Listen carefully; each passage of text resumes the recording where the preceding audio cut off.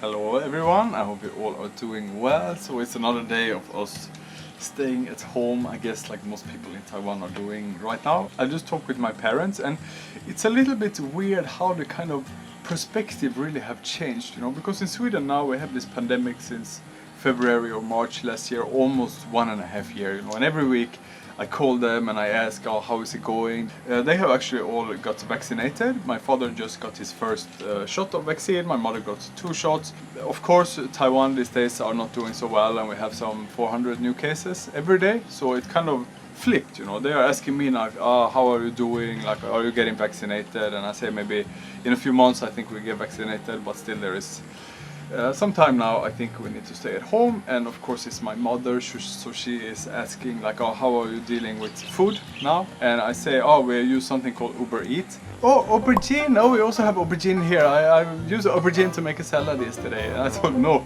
aubergine, Uber Eats. And I explained what is Uber Eats. And my father actually, he knows what is Uber because he uses it sometimes in Stockholm. And I asked if they have something like this in my hometown. And he said no, because the distance from the house is so long, so something like Uber Eats wouldn't work in my hometown. They asked me if I'm cooking something, and I told them that I want to make actually something for Charlie. And this is called a sandwich cake. Smörgåstårta is something that we really like to eat in Sweden. It's something that I miss a lot, and it's kind of a cake made from sandwich. Thought it would be very easy, maybe 5 or 6 steps, but I find that there's like 40 steps to make this Smörgåstårta, and I can get most of the ingredients in Taiwan, but still it's looked way too complicated. I have never made it before.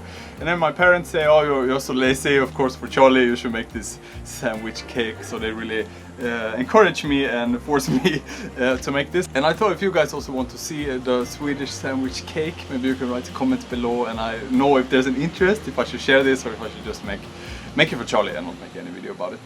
But now we cook almost every day, and Charlie actually cooks more than me. I really have to give her this credit for this, but I say it was a little bit irritating because every time she pick a vegetable, carrot, salad, cabbage, whatever, she always needs to fry it, like deep fry it, add a lot of oil, sometimes add salt, sometimes add garlic. And I love your cooking, but do you know you don't have to stir fry every vegetable? Are you aware? Not every single vegetable needs to be fried or deep fried, and she looked at me like I'm a total idiot. It's just, I don't mind eating fried vegetables, we never eat it in Sweden, but after eating it every single day, I sometimes just want some like fresh vegetable.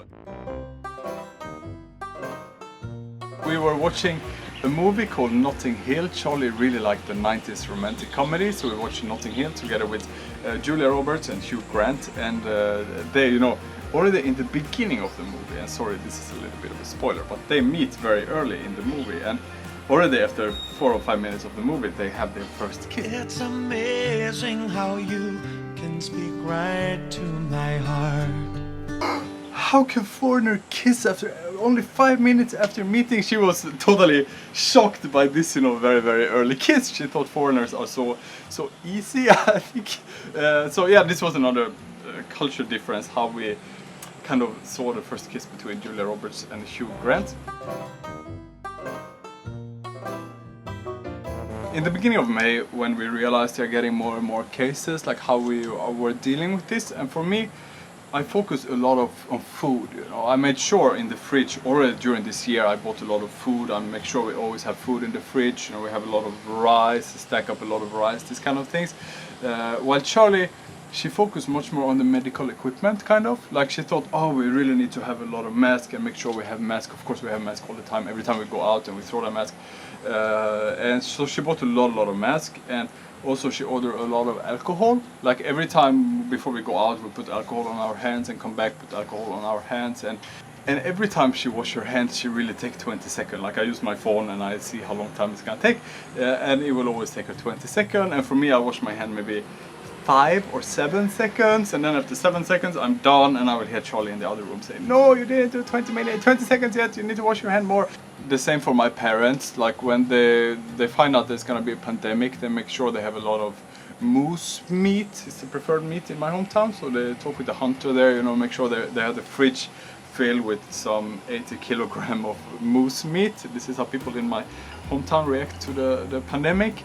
And I asked them, for the face mask, and they say they got some face mask, but they don't use the face mask so much. Of course, this is also kind of a cultural difference. But me, living in Taiwan now, of course, I use face mask everywhere. I don't like consider this a cultural difference anymore. I think also I have adopted into this.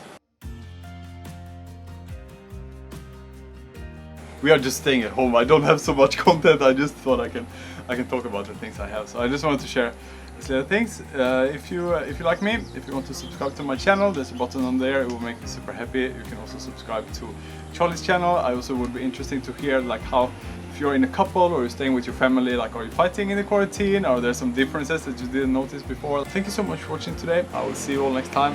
Bye bye.